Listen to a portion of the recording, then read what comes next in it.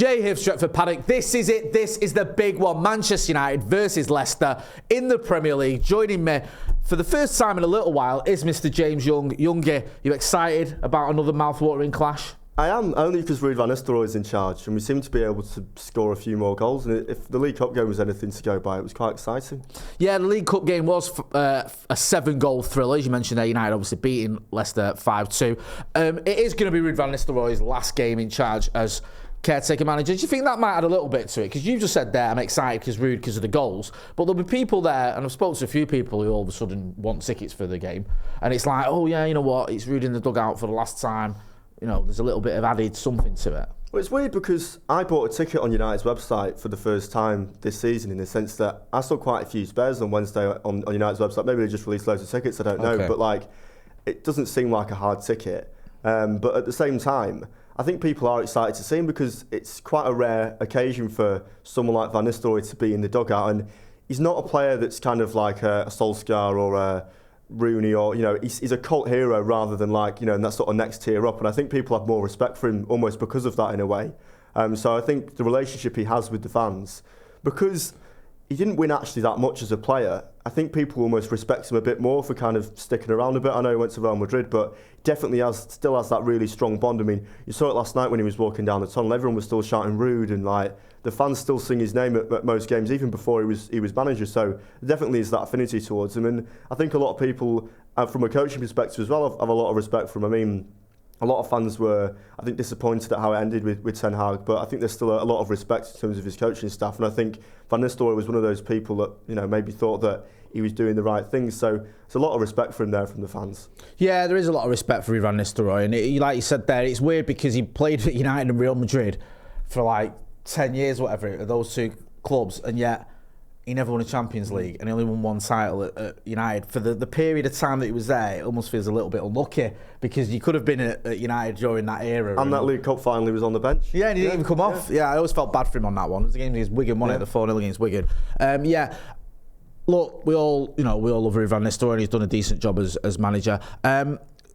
It's going to be different though, this one, isn't it, than the League Cup, because in the League Cup, Leicester obviously made changes. It was a League Cup game. I know United did too, but we had still quite a strong team there, and there was almost an air of I wouldn't say they didn't care, but they weren't as bothered, Leicester, about that game as they're going to be bothered about the league game. So do you think this is going to be a lot tougher? I think so. I mean, I know he's getting on a bit now, but Vardy, you can never discredit him. Once he gets a chance, like we saw a few weeks back, you know, he is going to be able to score, and he only needs one of them. Even though maybe he doesn't have that edge of sort of pace that he used to be, he's still a great finisher. And I think United's defence have got to be careful of stuff like that. You know, you saw it last night against Paddock.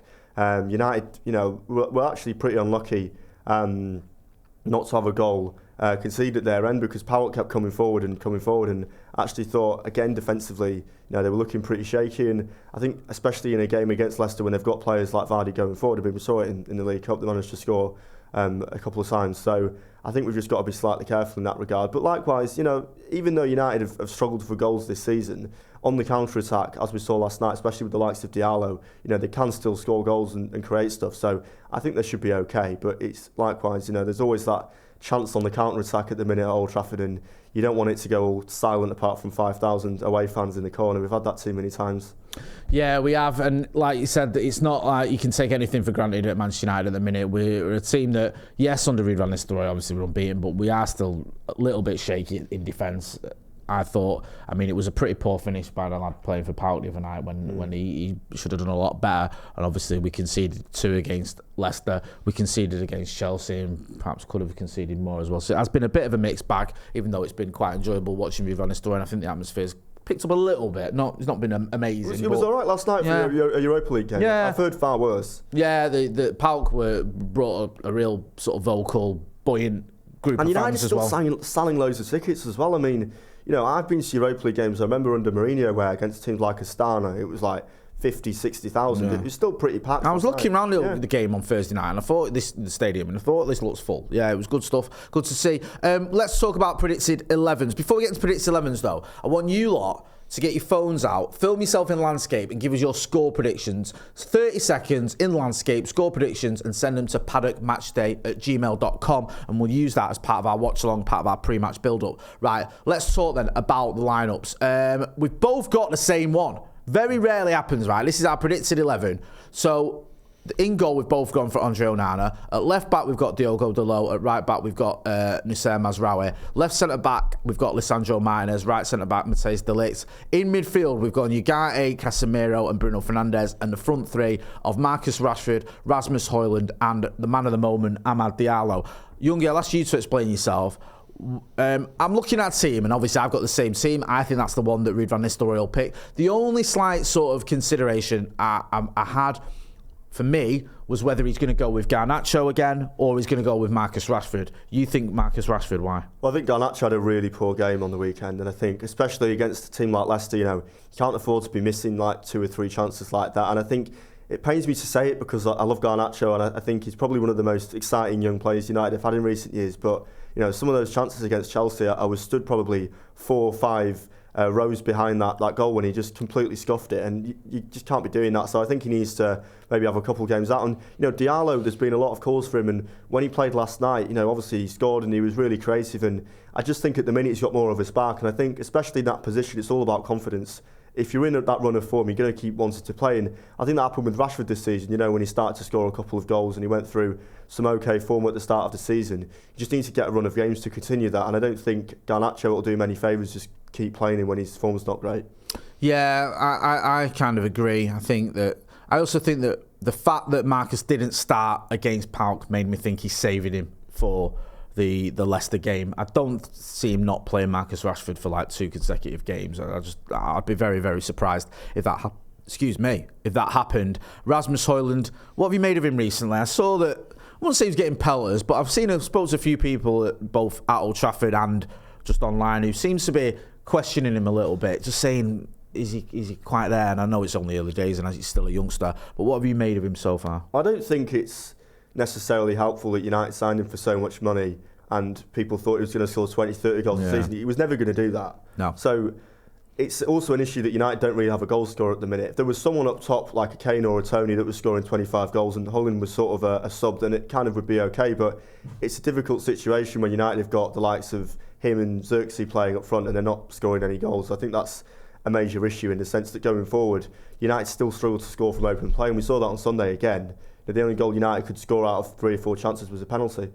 Yeah, Xerxes, in comparison to Højlund, people already seem to be giving up with him. He's only been here about 3 months, and some of the comments I've seen about him is like, why have we bought him? He's no good and all the rest of it. I think, obviously, for me, it's too early to tell with Xerxes and to a lesser degree Højlund, but I agree with you completely. I think the £72 million price tag made people thinking, and the Højlund-Haaland nonsense that we were seeing, just because the names are similar and they look a little bit like, not even like each other, they're just both white with blonde hair, and that's about it. It was like people comparing them, and I just think that did no one any favours. It reminded me a little bit of when we bought Harry Maguire and people were comparing him to Van Dijk because because of the price tag. It's unhelpful and unfair. Talking of Leicester, they've been a bit of a mixed bag this season, Leicester City. Was looking at the record there. They lost to Arsenal. They beat Bournemouth at home. They beat Southampton away, which was a big result for them. They've also lost at home to Nottingham Forest. And also, if you want to count the cup as well, they got battered quite convincingly at Old Trafford. I mean, I dare I say, I think they're doing all right. I think some people look at them. I saw them in the opening day, I don't know if it's the first game of the season or certainly one of the first games of the season, against Spurs. In the first half, Spurs were absolutely battered them, but we're only winning 1-0. And then in the second half, Leicester should have won. They got an equaliser and Vardy could have got a winner. It was a proper tale of two halves. So they've done quite well, haven't they? Well, they scored 2 goals against Arsenal, and that's something that really, especially with United's defence and how good Arsenal have been playing the last sort of couple of seasons, something that really we should be, I guess, keeping an eye out for, because even though it isn't the same team that won the FA Cup under Rodgers that had the likes of Tielemans in, and that side that United pipped to the top four, that were probably a much better team really than United that season under Solskjaer. So this isn't the same Leicester that won the title either, but at the same time, I think they've done pretty well to regroup themselves after getting promoted from the Championship, because a lot of people thought they were going to go straight back down, and they're actually doing okay. Yeah, they are. We'll see how they get on over the course of the season, because some teams start off all right, don't they, when they get promoted, and then they have a couple of injuries or fatigue or whatever sets in, and then they can have these sort of... When Blackpool had that run, when they got promoted. Blackpool like fourth or something at one point, and then all these results, and then the worst one I've ever seen was Hull, and they stayed up on the last day. We beat them at their ground, but they still stayed up. Gibson. Yeah, good lad, good knowledge. But they at one point were like fourth in the Premier League. I remember when they came to Old Trafford, I think if they'd won, they would have gone above us, and we were like third or something. They were doing very well. They lost that game, but I think they beat Arsenal away. They had a couple of big results, and then they absolutely plummeted. But they just about had enough they'd accumulated enough points so that they stayed up. And I remember Phil Brown at the end of after the game United singing on the microphone the Beach Boys song, is it Sloop John B or whatever it is. Pretty embarrassing when you've just been battered, or just been beaten by United reserves, I should say. They didn't get battered, but beaten by United reserves. But they stayed up. That was what they needed to do. And Leicester will be looking to do the same. James, with everything you've told us, with all being said, give us your score prediction. I think United will win, but I'm going to say 2-1. I don't think they've got it in them to keep a clean sheet. But likewise, I think United are going to get loads of chances because of just how they play, and I don't think Leicester's defence isn't quite the same as 4 or 5 years ago. Yeah, I agree. I think United should feel... Yeah. I know it was a different game in the Carabao, but you've got to have that in your back of your mind as well. Like, we have beaten Leicester, the club, very recently, quite convincingly. Also, as well, if you look at the two teams, I know I say this a lot, and I should be careful, but there's a lot more quality in our starting 11 in our squad than Leicester have got. So whilst I am wary of the likes of Jamie Vardy and one or two others, I still think United should have enough to get over the line. So I'm going to go 3-1. The only slight concern I've got is just this Thursday-Sunday thing at the minute. In the sense that, yeah, because there's a couple of players. Producer Ben was mentioning it to me before. He's like, someone like Casemiro, for example, is he going to struggle to play if he is picked, of course, another game so soon when he's, he's not an old man by any stretch of imagination, but it's a lot to ask of certain players. So we'll see. Hopefully, though, Manchester United can prevail and give Ruud van Nistelrooy the send-off that he deserves, whether it's a send-off from Manchester United on a whole, or whether it's a send-off where he goes sort of further along the dugout to the assistant manager's job. We'll have to wait and see. That's been James Young. Go and check him out on all your socials. Make sure as well you are hitting like, share and subscribe. I'm Jay. This has been a preview. Manchester United versus Leicester in the Premier League. Thanks for watching.